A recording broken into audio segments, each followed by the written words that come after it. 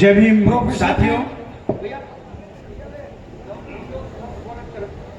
Sir एक second. धन्यवाद advocate साहब, धन्यवाद आयोजक समिति, खासतौर पे हमारे बहुत ही ऊर्जावान आरपी सिंह जी, जिनको देखते ही एकदम जबरदस्त ऊर्जा मिलती है। आपका बहुत बहुत धन्यवाद सर, और सभी साथियों को आज इस विशेष अवसर की मैं अपनी तरफ से बहुत बहुत मुबारकबाद देना चाहूंगा।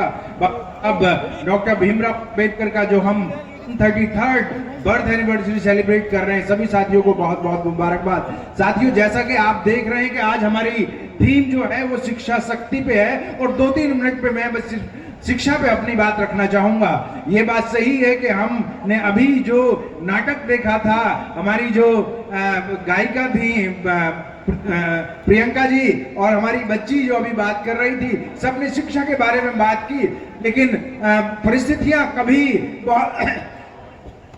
कभी बहुत प्रॉब्लमेटिक रही, इसमें कोई शक नहीं है। लंबे समय तक हमें शिक्षा से वंचित करके रखा गया, लेकिन पिछले 75 साल में कितनी जबरदस्त ताकत बनी है, ये शिक्षा वास्तव में कितनी शक्तिशाली बनी है, इसके कुछ उदाहरण मैं आपके सामने देना चाहूंगा।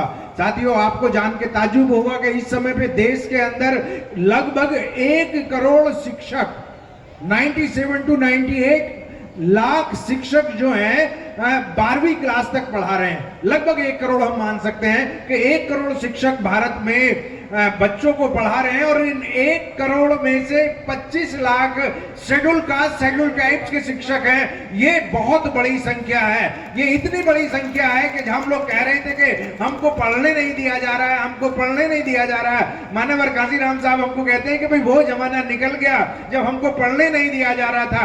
अब ना सिर्फ हम पढ़ रहे हैं, बहुत बड़ी संख्या में पढ़ रहे हैं, बल्कि लाखों की संख्या में 25 लाख शिक्षक इस समय पे पढ़ा भी रहे हैं। तो हम अब पढ़ भी रहे हैं और पढ़ा भी रहे हैं, इससे जबरदस्त ताकत बनी है। एक और आंकड़ा मैं आपके सामने देना चाहूंगा। इस समय देश के अंदर लगभग 1100 विश्वविद्यालय हैं। इन 1100 विश्वविद्यालयों के अंदर पूरे देश के अंदर लगभग 15 लाख शिक्षक पढ़ा रहे हैं, 15 लाख प्रोफेसर्स पढ़ा रहे हैं। इन 15 लाख प्रोफेसर्स में से इस समय पे देश के अंदर शेड्यूल कास्ट, शेड्यूल ट्राइब्स और ओबीसी के लगभग 5 लाख प्रोफेसर्स पढ़ा रहे हैं। लगभग 5 लाख प्रोफेसर्स पढ़ा रहे हैं। ये बहुत बड़ी संख्या है साथियों। मैं कहता हूं कि पिछले 75 साल में जितनी बड़ी ताकत, खास तौर पे ये जो 5 लाख है, इन 5 लाख में से SC ST के लगभग 2.5 लाख हैं। तो आपको इस चीज में ऊर्जा मिलनी चाहिए, इससे हिम्मत मिलनी चाहिए, इससे ताकत मिलनी चाहिए कि जो हायर एजुकेशन के इंस्टीट्यूशंस हैं वहां पे हमारी जबरदस्त ताकत बढ़ी है। एक और आंकड़ा मैं आपको देना चाहूंगा कि इस समय पे पूरे देश के अंदर लगभग 2.25 लाख लोग PhD कर रहे हैं। 2.25 लाख छात्र PhD कर रहे हैं। इन 2.25 लाख में से हमारे भी 1 लाख हैं। SC ST OBC के भी 1 लाख बच्चे इस समय पे भी PhD कर रहे हैं, और जो विश्वविद्यालयों में विद्यार्थी हैं, ये संख्या लगभग 4.25 करोड़ के आसपास है। सरकारी आंकड़ा कहता है कि SC ST के इन 4.25 करोड़ में से लगभग 1 करोड़ विद्यार्थी यूनिवर्सिटीज और कॉलेजेस में पढ़ाई कर रहे हैं। तो ये सारा कैसे संभव हो पाया? मैं समझता हूं कि ये बाबा साहब की वजह से संभव हो पाया।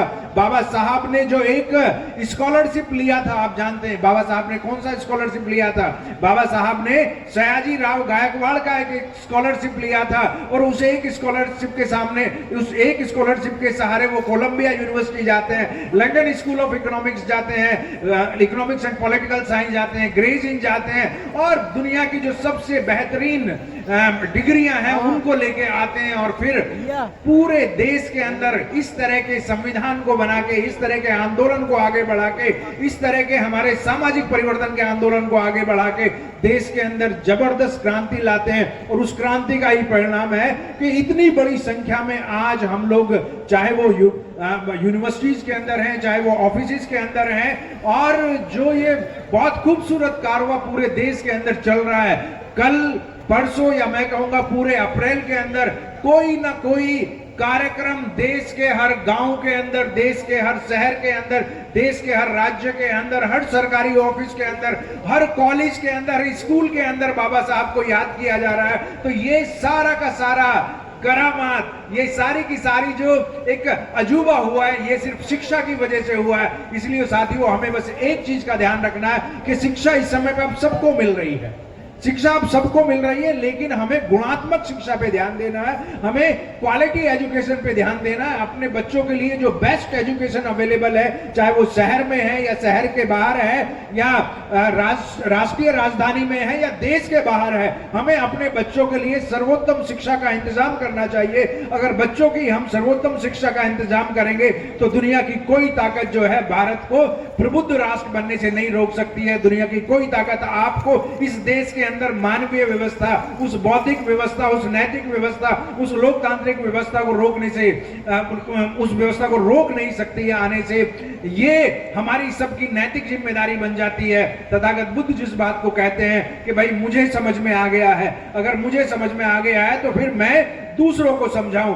बाबा साहब जिस बात को कहते हैं कि अगर मुझे समझ में आ गया तो मैं दूसरों को समझाऊं। मान्यवर कांसीराम ने जिस बात को कहा कि मुझे अगर कोई बात अच्छी समझ में आ गई है तो हम चलता फिरता विश्वविद्यालय बना दें, अपनी बात को आगे बढ़ाएं। इस तरह की व्यवस्था को, इस तरह की जिम्मेदारी को अपने ऊपर लेते हुए कि सिर्फ हमें पेट पालतू नहीं बनना है। हमारी शिक्षा जो है सिर्फ हमारे व्यक्तिगत हित के लिए, व्यक्तिगत स्वार्थ के लिए नहीं है। बाबा साहब की एक बात का उदाहरण देते हुए बस मैं अपनी बात को समाप्त करूंगा कि हमें उस बात को जरूर ध्यान रखना चाहिए कि बाबा साहब ने क्या किया है। बाबा साहब ने अपने परिवार को, कई बार जिस बात को मैं कहता हूं कि हमें अगर बाबा साहब भी हमारी तरह समझदार होते, अगर बाबा साहब भी हमारी तरह समझदार होते तो वो भी अपनी पूरी की पूरी विद्वता, अपना पूरा का पूरा ज्ञान, अपना पूरा का पूरा समय और अपनी पूरी की पूरी संपत्ति या समृद्धि अपने बच्चों के लिए लगाते, अपने बच्चों को पालने में, अपने बच्चों को शिक्षा देने में, उनको एजुकेशन देने में, उनका रोजगार करने में कराते।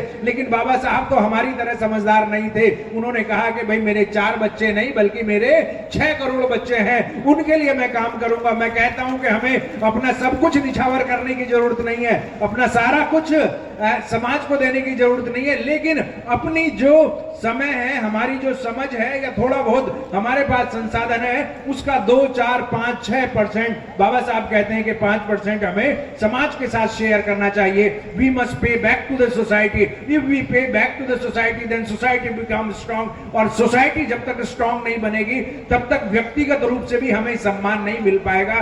शिक्षा बहुत बड़ा हथियार है। सारे के सारे महापुरुष जो हैं उन्होंने शिक्षा पे ही ध्यान दिया है। हमें अपने आप को पढ़ के दूसरे साथियों को, खास तौर पे गांव के हमारे जो साथी हैं जो अपने संसाधन अभी इकट्ठा नहीं कर पाए उस तरीके से, उनका हाथ पकड़ना चाहिए, उन्हें आगे बढ़ाना चाहिए। अगर हम एक व्यक्ति को भी आगे बढ़ाते हैं, एक किसी ऐसे साथी को भी आगे बढ़ाते हैं, युवा युवती को आगे बढ़ाते हैं जो अपने संसाधनों से नहीं आगे चल पा रहे हैं, तो मैं समझता हूं कि ये जबरदस्त कारवां जो अभी बहुत खूबसूरत बना हुआ है बहुत तेजी से दौड़ेगा और भारत को प्रबुद्ध भारत बनाया जा सकता है। भारत को बाबा साहब के सपनों का भारत बनाया जा सकता है। मान्यवर कांसीराम साहब जिसको कहते हैं कि सम्राट अशोक के जैसा भारत बनाया जा सकता है। एक बार पुनः भारत को ख्याति और ग्लोरी दी जा सकती है। इन्हीं शब्दों के साथ मैं अपनी बात को समाप्त करता हूं। जय भीम, धन्यवाद। और आयोजन समिति का